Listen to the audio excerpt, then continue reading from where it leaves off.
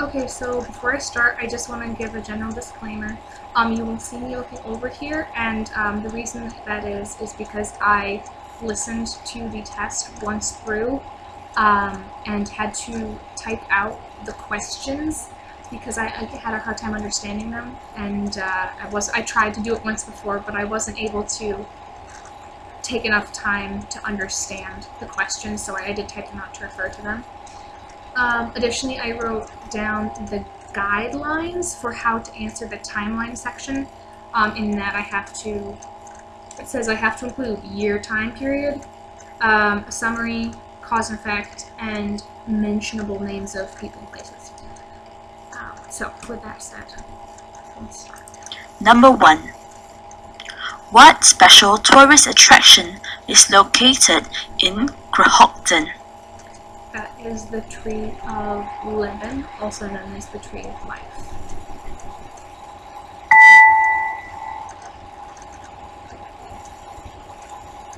Number 2.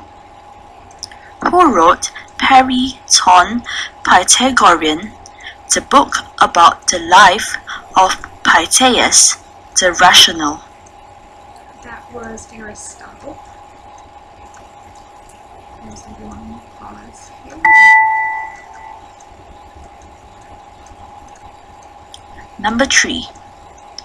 What is the name of the starting culture of the Celts? The first one was the Hallstatt culture. I feel like the ding means I've got it correct, but I have no idea if I got it correct. Number 4. What number of cows did Antonius the Avaricious receive from the 2 local wizards in the Cursed Tablet story? Actually, the answer to number 4 is 4. One for his wife, and the other 3 were his daughters.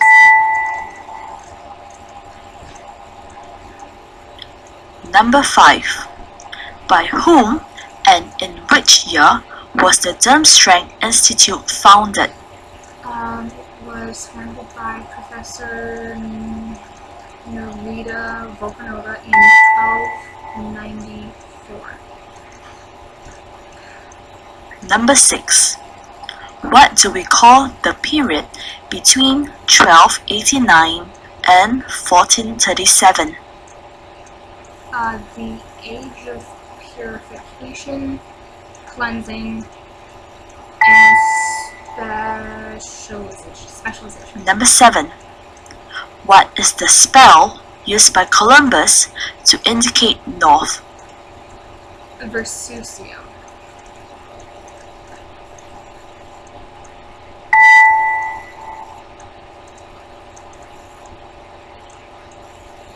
Number 8. After the rebellion in 1864, Minister of Magic Douglas MacPhail decided what regarding green gods? That it should be run by goblins.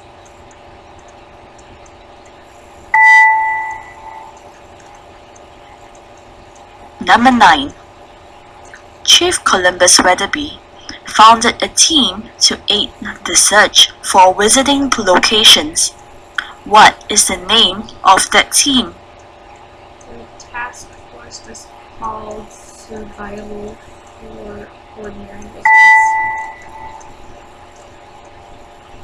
Number 10. What is the name of the symbol used in the Muggle Second World War adopted by Hitler? A swastika.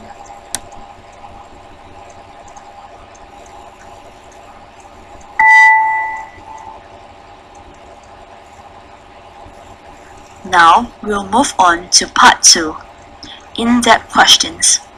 This section will be worth 75 points. The first 5 questions are true or false questions. Each question, again, is worth 5 points. Question number 11. It was the Greek wizard historian Paleophilos who named the Magic Greco influence shift, which happened around the 2nd century BC. True or false? This is true, provided I understand the statement correctly. The Magi Greco influence shift didn't happen in the 200th century, in the 200s, but it was named that in the 200s. Number 12. A movement and flow of information from one being to another is the definition of education. True or false? False. On both counts, on two counts. One, because it's not the definition, it's your definition, which is fine. But also, it doesn't include the word new. New information is the definition. The flow of new information is the definition for education, because otherwise it's mindless chatter. It could be education. Number 13. International Statute of Secrecy Clause 37, added in 1750, describes the responsibility of visiting governments to protect against magical creatures. True or false? False. That's not the correct clause or number. Number 14. Hogwarts is here opened its doors for technological advancement on April the 1st of 2014. True or false? True. Although it does depend what time zone you're in. For me, I think it was April 1st. Question 15. The village of San Decatur is one of the most prominent ones with more than 6,000 inhabitants. True or false? True.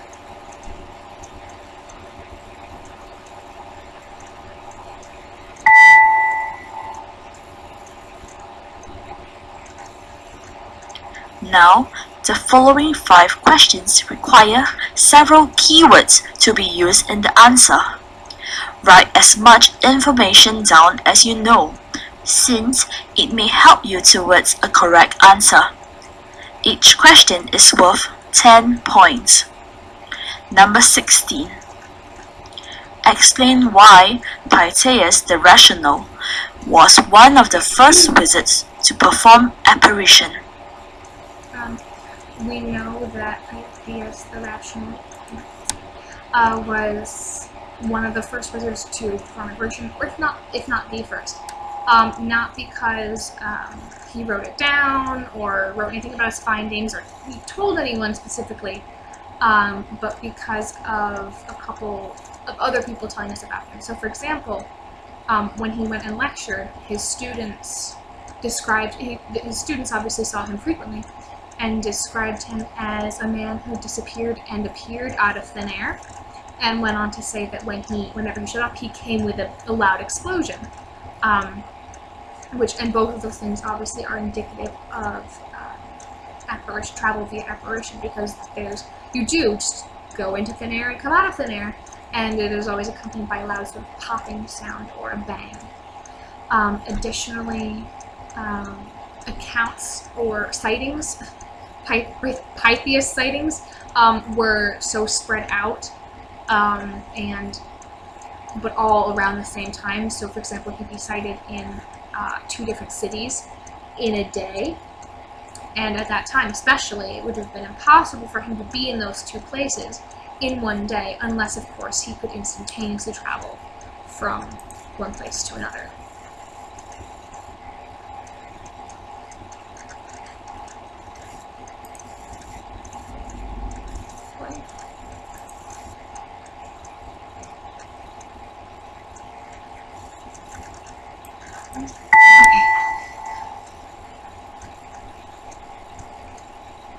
Number 17.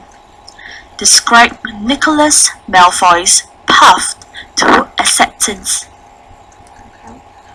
Well, from the beginning, he was not very well liked by his family, as he was sorted not into Slytherin, and didn't really ascribe to his family's pureblood only beliefs and anti-Muggle or an anti-Muggle-born agenda. Furthermore, when he went on to, he was a very intellectual person, and when he went on to develop a potion he thought would cure the plague, he showed and told his family. His family was not very impressed. They said, great, you cured a Muggle disease. We don't really care. We don't want Muggles anyway. Kill them. It's fine. So he was shunned, rejected, cast out. And so all alone, he's offering his potions to cure plague to anyone who would like them. And a Muggle woman happens to take one and ends up dying as a result. And so he tries to see if that's a fluke or not, and tests it and gives it to a couple more Muggles, and sees that yes, they die as well. So what happens is essentially in his path to his familial beliefs and familial bonds are at war with his own personal beliefs and intellect, and he essentially goes insane and starts murdering thousands, or at least 1,500 Muggles via this plague cure. Accidentally at first, but then very, very intentionally towards the end, and we actually do not know if he was accepted by his family because of this, but I would imagine they were pleased after all that work.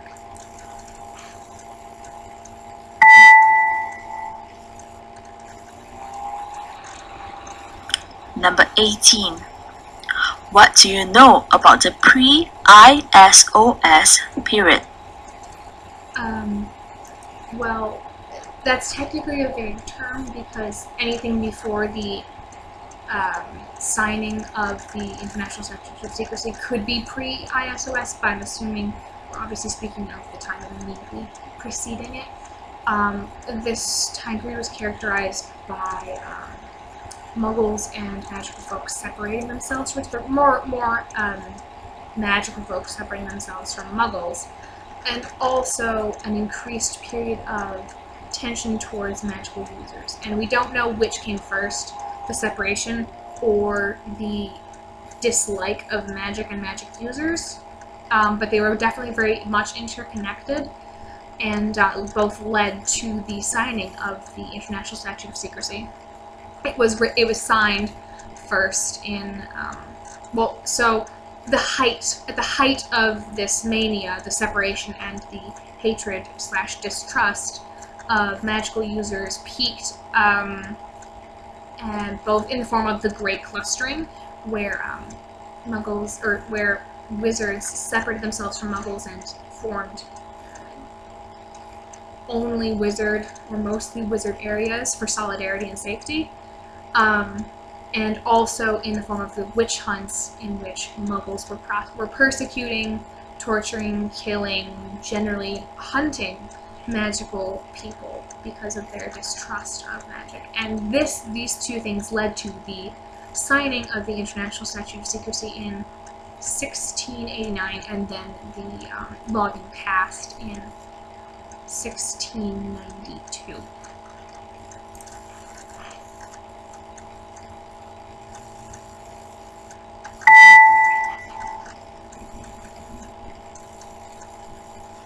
Number 19. Describe at least 3 differences between Grindelwald's War and the Muggle World War II.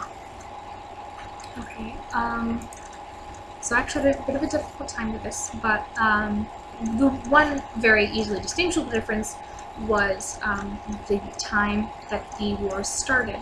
So Grindelwald's War started in 1938, and World War II started in 1939, so they were about a year apart. Not super different, but it is a difference. Additionally, while both wars had their Nurms, Nurmengard, what have you, they had prisons and whatnot. They did not both have concentration camps. The Wizarding World did not have any sort of equivalent to a concentration camp. I'm not sure why that is, but I think that had the movement in the Wizarding World had more time to grow and develop, that these things would have occurred naturally, just like they did in the Second World War. Lastly, the way the wars ended were very different. In World War II, the end of the war was brought about basically because of large, huge amounts of people coming together, from people from all different countries coming together, fighting side by side, and just pushing military strategic points and taking important bases and lots of killing, really. And then eventually, because Adolf Hitler saw that he was losing, Adolf Hitler killed himself. On the other hand, we have Grindelwald's War, in which there wasn't, the fighting did certainly happen in Grindelwald's War. People did, of course, die. However, sadly, none of it really affected the outcome. The only reason the war ended was because Albus Dumbledore challenged Grindelwald to a duel, which he subsequently won, and so then Grindelwald was imprisoned, and therefore the war was over. And the Odemonk lives in there somewhere, but that's another story. Number 20. Explain the historical progress of the wizarding sport Quidditch. So Quidditch started out, the idea of Quidditch, the game, started out in 1050, but it was very different from how we know it today. It originally started out as just sort of a friendly, like, backyard game on broomsticks, and it was similar in that, it's obviously on broomsticks, and you're putting a leather ball through goals, but there were only 2 at this point, and there was 1 on either side of the pitch. And it wasn't until about 100 years later, when it went through development and change, and all this, taking little bits of stuff from numerous other games, broomstick games, that already existed, such as Shunt Bumps and Crayohan. I think that's how you pronounce it. I don't actually. I know it's not Creo-Fan, but so Crayohan. It took, Quidditch took all these different pieces from existing games and sort of became an amalgamation of numerous broomstick games. And so over those 100 years where it developed, in about 1150 BCE, or no, sorry, CE, it became the Quidditch that we sort of know today, and although it wasn't all the way there at that time, obviously.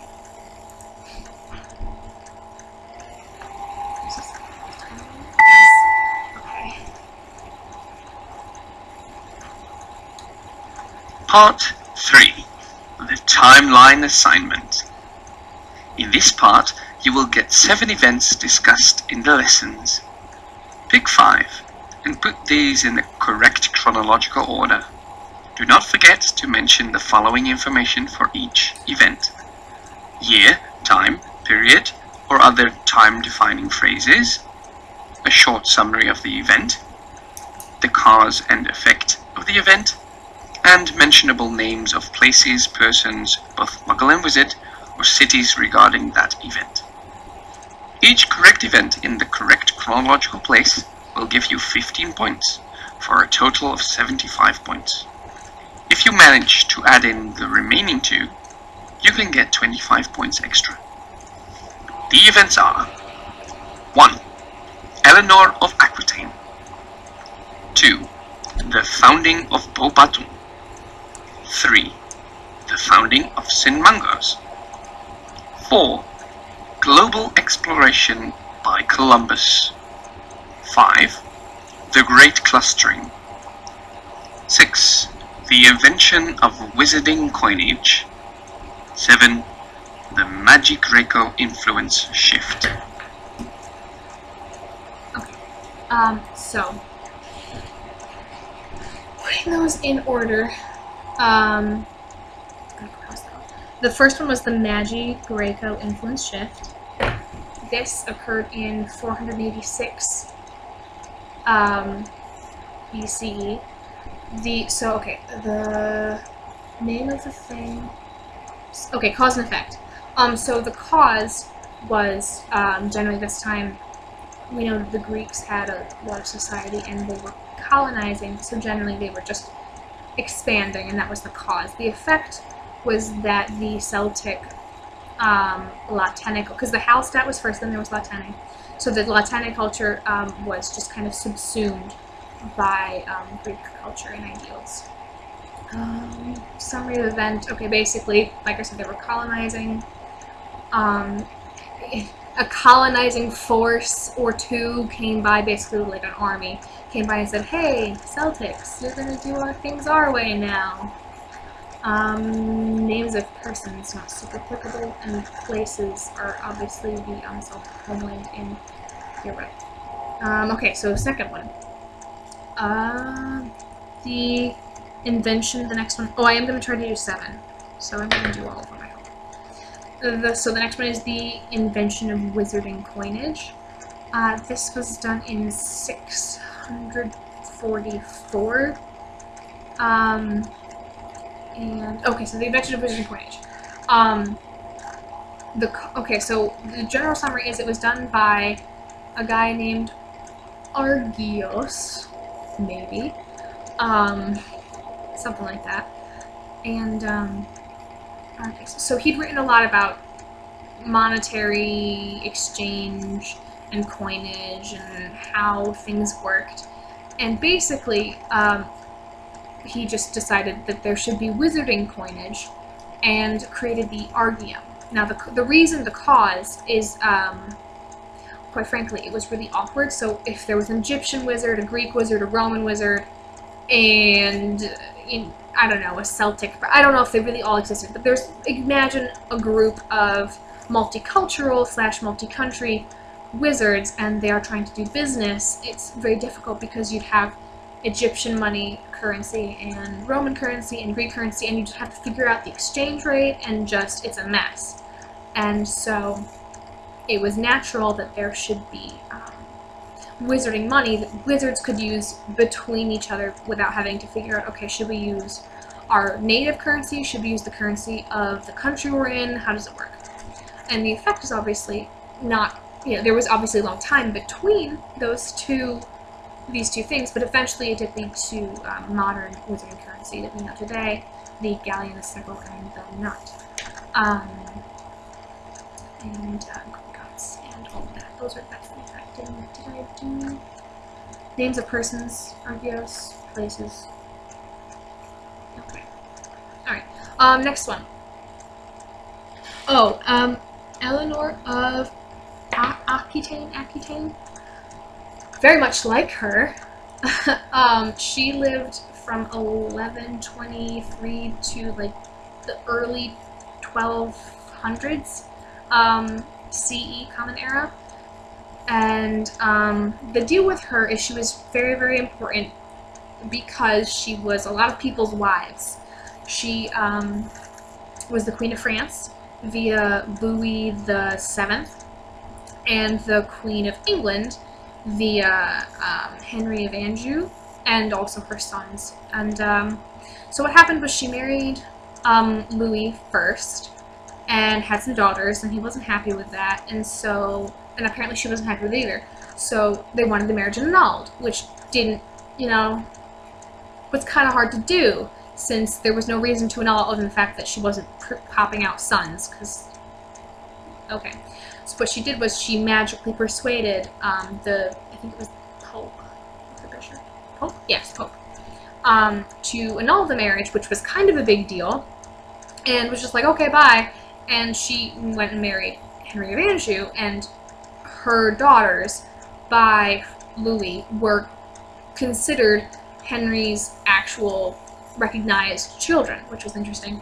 Then she went on to have 5 more sons or something like that, by Henry, but wasn't really, for some reason she was plotting against him with her sons to take control of the country. And so Henry obviously imprisoned her, was not happy with that, bad Eleanor. But after Henry's death, her eldest son, Richard, with whom I assume she was plotting, I'm not 100% sure, it's not clear, set her free, and, but she actually outlived Richard, which is interesting. So after Richard's death, she ruled alongside her youngest son, John. And okay, so that's the general, okay, so cause and effect, and effect, okay. So the cause is kind of because she obviously, we know from her quest after prolonging her life, we know she kind of thirsted for more, and she also kind of thirsted for power. It's obvious in her actions that she just would do what she could to get what she wanted, and what she wanted was obviously power and prolonged life. Hold, that doesn't super play into it. The effect is a bit vague. So annulment was not really that simple, and it was kind of a big deal that she just magically got it annulled, and it appeared to a normal person that annulment was okay. Or at least less weird, because the King of England, or no, sorry, the King of France got his marriage annulled because he wanted to. Also, she's a very, very powerful female figure, which was atypical at the time, and it definitely could have paved the way for women and their path to be a little easier in the future. Okay, so I'm done with her. And did I mention names? I did. And places, France, England. Okay. Next. We have founders.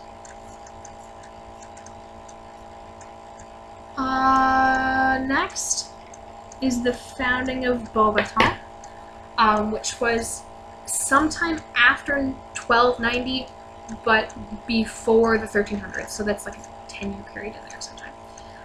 Okay, so that's the year time period. Short story event. Okay, so,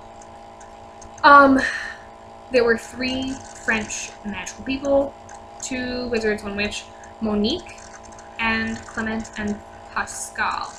Monique, was desired by her 2 friends. They were trying to compete for her. She wanted this wand. She says, oh, wouldn't it be nice to have this super cool wand from this super cool tree that no one's really ever seen, but everybody talks about. It's up in the Pyrenees Mountains. And the 2 boys go, oh, we'll go get it for you. And then there are 2 trees. They come back, try to give her wands, and really the end of the story is very unclear. I won't provide my interpretation, my story that I wrote, although I love it. But what happens is these 3 people found Beauxbatons. The cause of the the cause of the creation of Beauxbatons is actually a very large part due to the fact that Monique wanted to. That was her goal. She wanted to educate children in magic. She wanted to create a magical school, and so that's why she wanted this wand, and she founded the school. Secondly, it was also slightly put into motion because the 2 boys did competitively want Monique, and that was the impetus for the event that was the founding of Beauxbatons. And the effect is obviously that we have a fantastic magical school in France now that churns out countless wonderful witches and wizards who can do great magic. That's a good thing. Yeah, time period, summary, cause and effect, mentionable names. Okay, good. So we've got string of names, call this.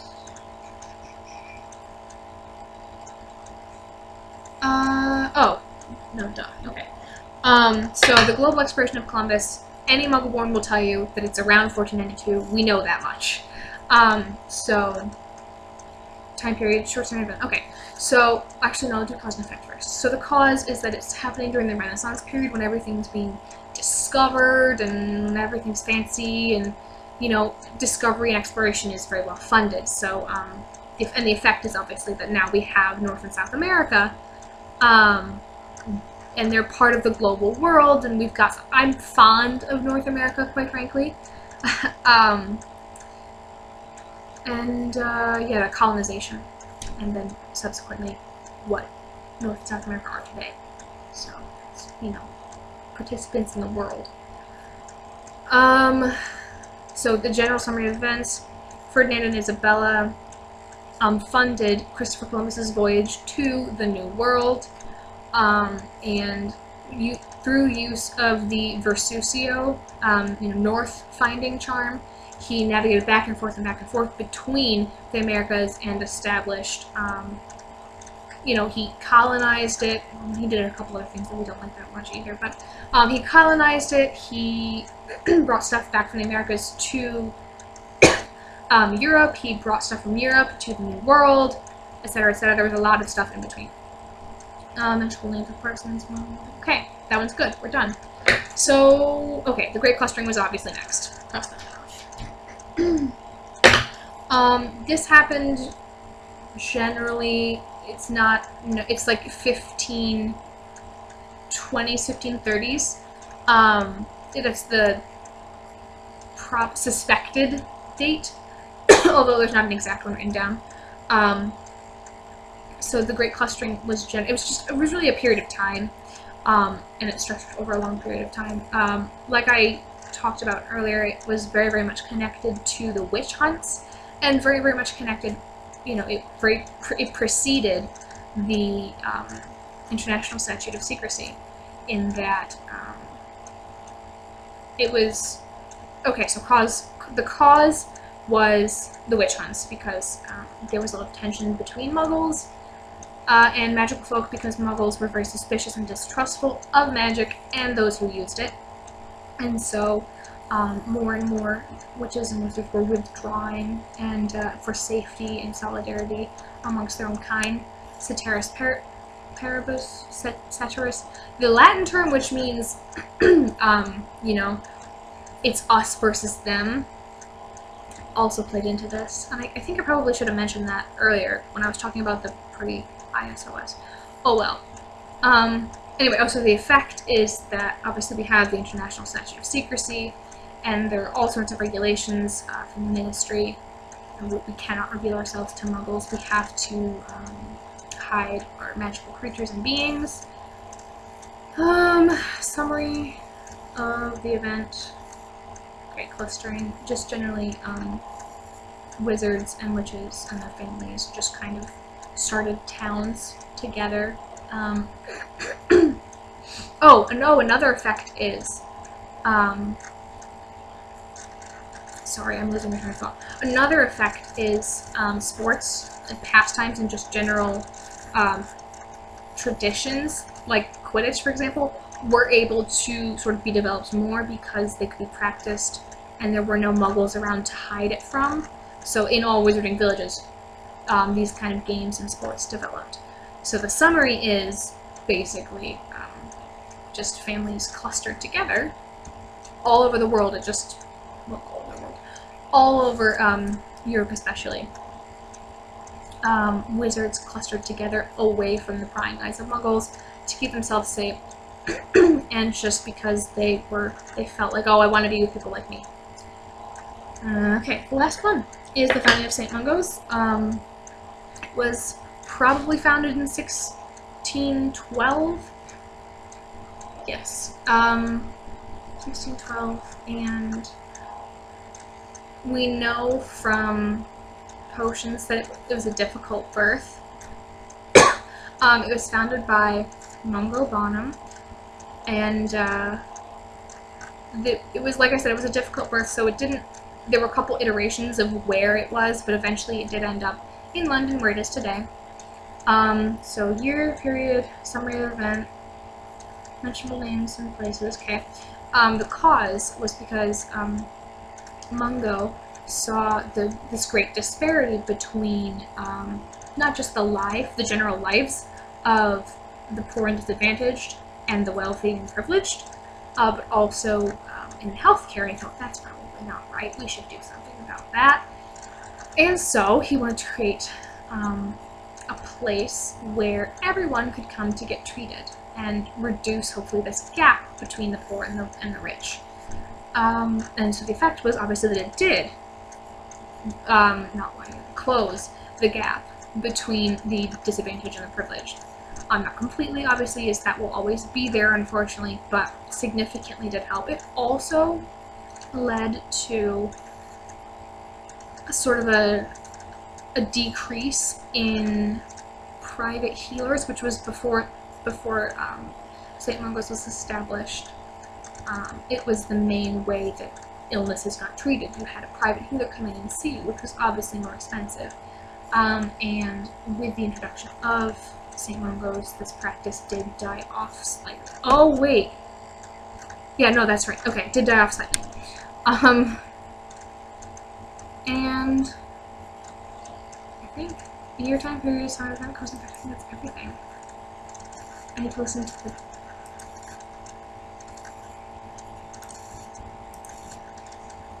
Let's see if there are any more instructions.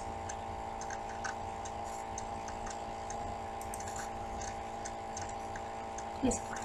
I guess it's not going to do it.